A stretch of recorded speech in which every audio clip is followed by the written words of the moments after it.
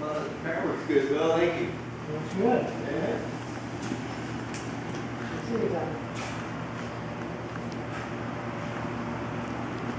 Cool. Next, we build it out.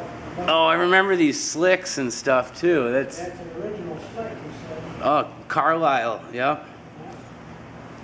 Oh, that's nice. This is the Stingray. Red, white, and blue. 76. I've never been back here. Next up is the Trek Multi-Track 730. It's more of a road bike, very lightweight. Made in the United States. The cruiser is ready to ride.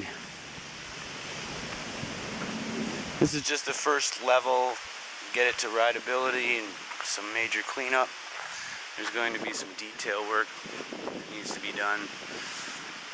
Adjustment of the headstock, it's a little loose. Just detail and more stuff, but it's rideable. Here we go.